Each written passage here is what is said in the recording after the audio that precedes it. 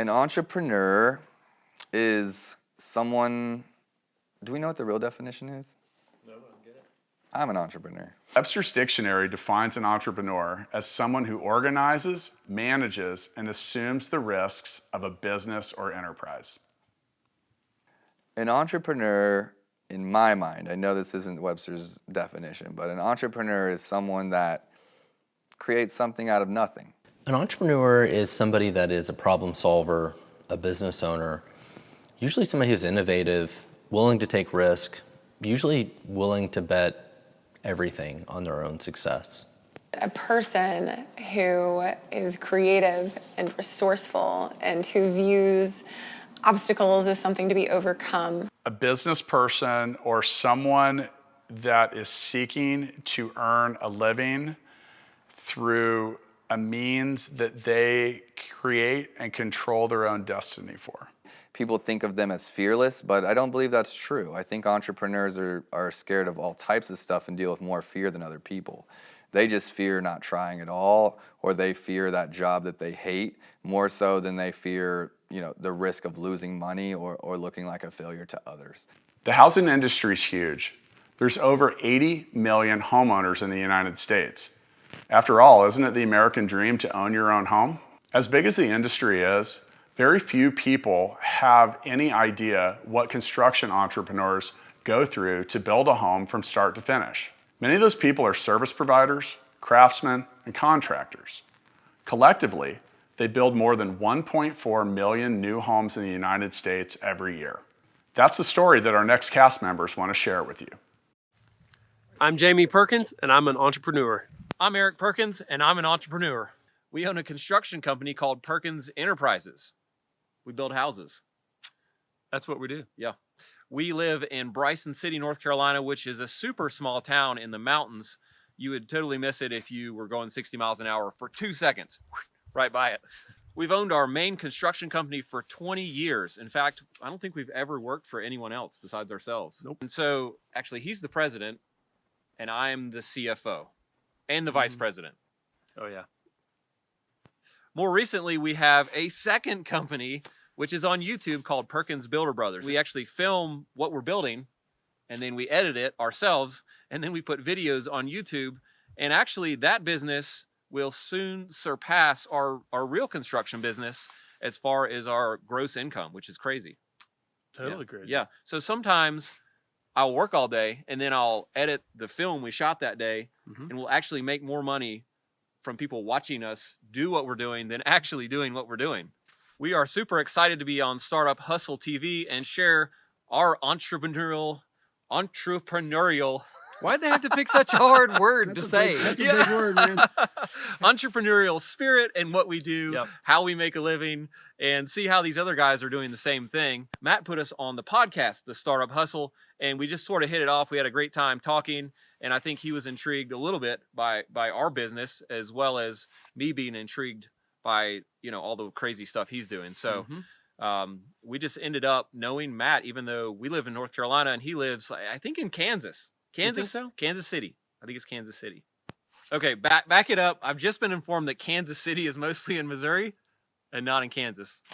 Is that right? I don't know. Okay. We're checking the Hey, internet. Matt, if that was totally wrong, that's my bad. I'm from Bryson City. Cut Don't know that. geography. Cut that.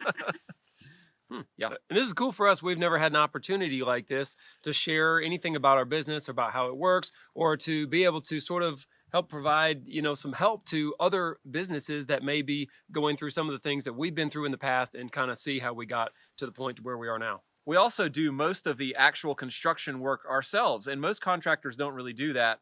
Most contractors would actually subcontract most of the actual, framing the house, laying the block, that kind of thing out. And we actually do it ourselves with our crew. And that's just the way we like to do it. Keep your hands on it. Make sure that the quality stays good. Yeah, a lot of people look at us really confused, like when we tell them that we actually do a lot of the work. They're like, what? Man, dude, my arms are getting tired. You guys got a stand for that thing or something? Yep, there you go. It's you. Man, am I getting paid for this? As far as marketing goes, we don't do anything, actually. No. And we have to turn down hundreds of jobs, actually, in the last 6 months, which would be a lifetime of work for us if we were to take them. the reason we're getting these calls are word of mouth, local people saying, hey, these guys are good, let them build your house.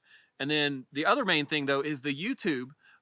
Like something like 2 million people see our faces a month online, and they are able to go through the web and find our real construction business phone number and call us. So we've been actually called to build houses like in Hawaii, Alaska, Colorado, New Jersey, Florida, Nova Scotia. and we only work within like a 20-mile radius of where we live because that's what we want to do because we have small kids. Music is everywhere, and so many people, including myself, are passionate about it. I worked in and around the music and live events industry for 15 years. I even wrote a book on the subject in 2019 titled The Realist Guide to a Successful Music Career. I was fortunate to be able to write that book with some people that I admired. In fact, we even got a member of the Dave Matthews Band to write the foreword. That's why investing in our next cast member's business was a no-brainer for me. My name is Joel Johnson, and I'm an entrepreneur. The name of my company is Mixtape the Game. Mixtape, as it was originally called, started as a card game. But over the last 2 years, we've been developing the app version. A few notable things about Mixtape. We launched Mixtape with a Kickstarter campaign, the first one I've ever done. 2 years later, we licensed Mixtape to a board game / card game company. In the following year, we sold 49,997 decks to Target. And to date, we've sold over 100,000 decks. Mixtape really started as a product design challenge. I have a background in graphic design and product design, and after the success of Cards Against Humanity, I really wanted to see if I could create a card game that people would buy that was music-based. A few notable things about me. My wife and I have been married for 18 years. I have 2 children, and I was an airborne parachute rigger for the United States Army. The podcasting industry is growing exponentially. The best part about it is podcasting is accessible to everyone. That's right, you can have your own podcast, and you can probably create it using stuff that you already own. Once you've created your podcast, you have a whole nother problem to solve, figuring out how to get people to even know it exists. When it comes to Startup Hustle, to help get the word out, I'm sometimes a guest on other people's podcasts. That's exactly how I met our next cast members. There it is. Oh, wow. That one was slow. That one was slow. Well. Ladies and gentlemen, it is SHIT so happy it's Thursday, and we're ready to rock and roll. So here we go. Shut up and sit down. The Business Bros Podcast was created for you. Learn from the business professionals who come to share their stories. Find out what's working in business and social media, what's hot and what's not, straight from the mouths of successful entrepreneurs out there doing the real work. And now, welcome to another episode of Business Bros. Fire time. My name is Hernan Cios, and I'm an entrepreneur. The only thing I knew about money growing up was that we didn't have any. And shortly after we moved to San Diego, the company that my dad worked for shut down and we were homeless. So we had to live with family for a while, and my parents kind of got back on their feet, getting jobs and just kind of grinding it out, right? And let me tell you a little bit about my very first company. So the first company I ever started, it was kind of an accident.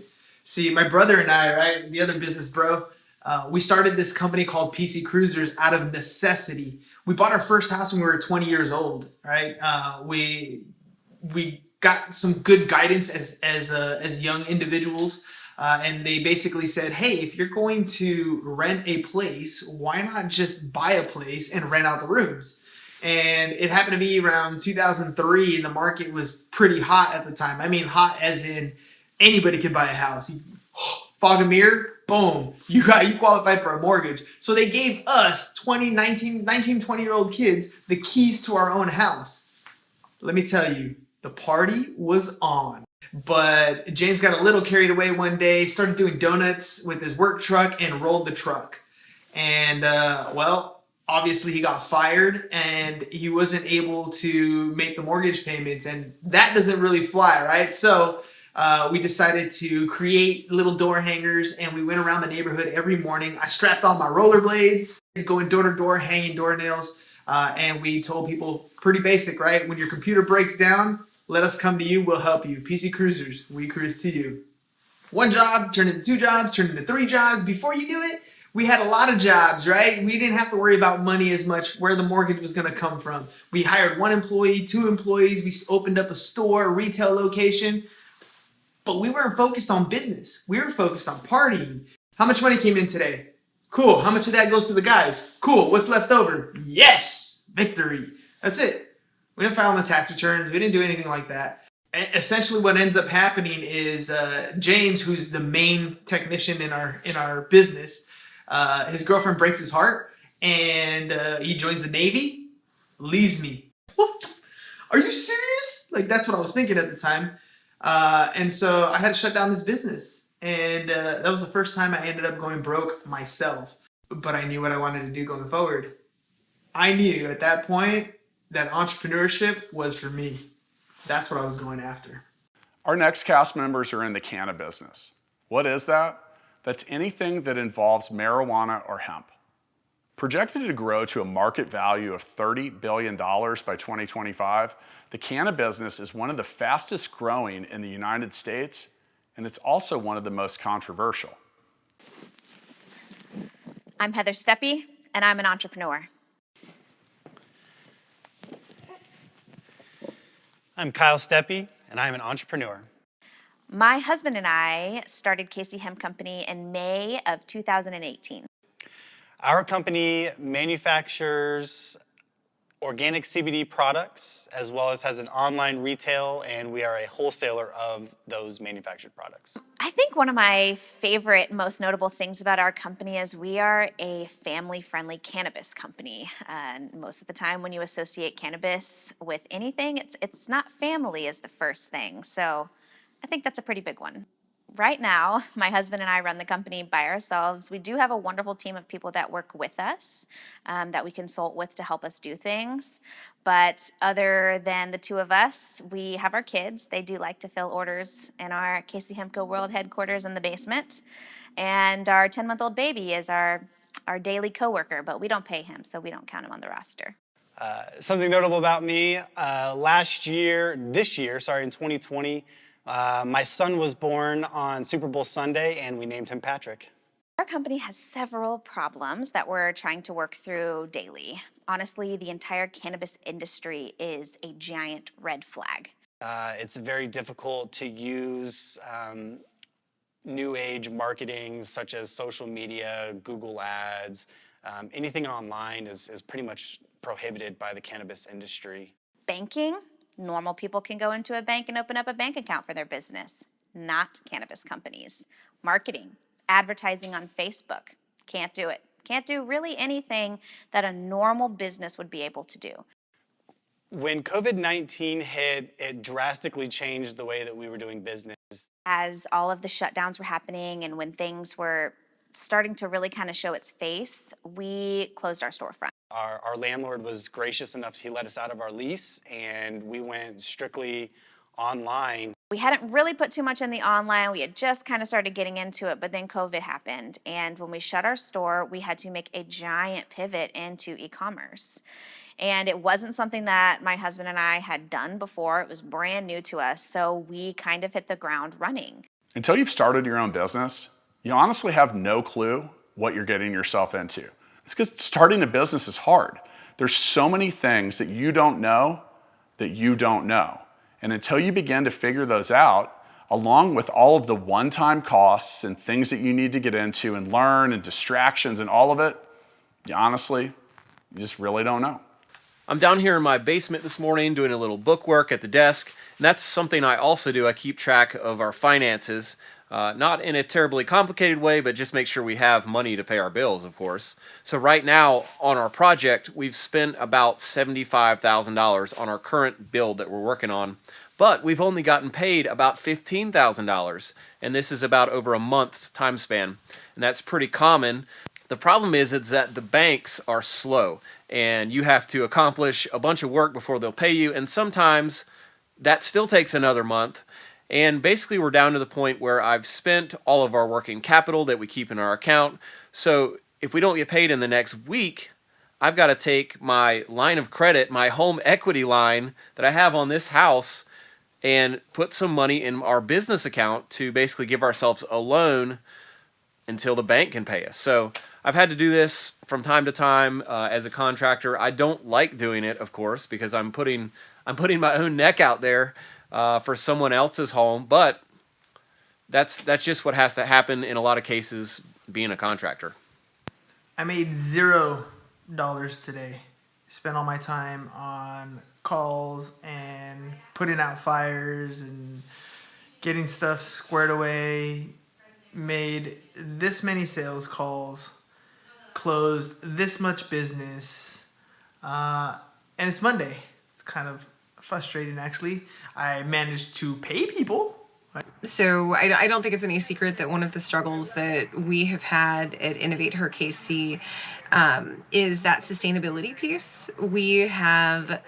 We've done a really great job of building community. You know, I think that our programs and the things that we're doing, we offer some really deep impact. And so I'm really excited because we had a strategic session with the board not too long ago, and we kind of talked about some of our funding strategies and some things that we're going to be doing in 2021. So it's really exciting to wait for that to happen. But, you know, I've spent the past couple of days reaching out to folks that I know are really invested in what we're doing. And that's actually one of the most important things that we can do right now is find those people who are invested in the InnovateHer KC message and what we stand for and how we support women leaders. Kind of a big day. I've been working on potentially bringing in a big investor for Full Scale. At this point, Watson and I still own Full Scale 50-50, but we're talking about doing something that changed that and provided us with a large amount of capital. The business is at a point where that is something we should be looking at, and I'm excited. That didn't go well. Why? I did get $1 million investment offer, but with that, on the term sheet, there was also a line that said the investor wanted a $100,000 annual management fee, which sucks for both myself and the company. And I mentioned it's a lesson learned. I mean, it's a question that I didn't particularly think I needed to ask. Meaning, do you have a management fee? So we live and we learn. Something horrible just happened. Quiznos closed. And yes, might not seem that dramatic to you guys, but I love Quiznos. I don't know what I'm gonna do. Now that you've seen so many of the problems that entrepreneurs deal with, why do you want to start a business? Why is it important to think about the why of why you want to start a business? You need to know what you're getting into. Most people that start a business are doing it because they think they can do something better than an industry currently does it. They could be ambitious, they're passionate about the solution they're creating, or they might already be industry experts that want to branch out on their own. I started InnovateHer KC to address some pretty deep systemic inequities that female founders and female leaders tend to deal with across multiple sectors and across multiple areas of our society. So we actually funded our company by our dad handing us the company. And it wasn't handing us anything except for the name, though. So Perkins Enterprises didn't have any assets. It didn't really have a client list. All we had was a name and a phone number, which was my dad's home phone number. And he stepped aside and retired. So it was just us, very young, teenager age, running a company, doing the finances, which turns out could be pretty dicey in some cases. Like, we don't know how to do it kind of thing. I started Stackify to solve my own problems. As a previous software developer and chief technology officer, I was looking to build a set of tools that I could use for my own needs. I was really looking for a way to get out of debt, and I just started freelancing on the side. I had a couple of clients that asked me to stay on monthly, and all of a sudden I had a business. It's gotta be against the law to look this damn good. Watch out now. Cause baby, I feel real good, and I wish I would. Watch out now. It's gotta be against the law to look this damn good.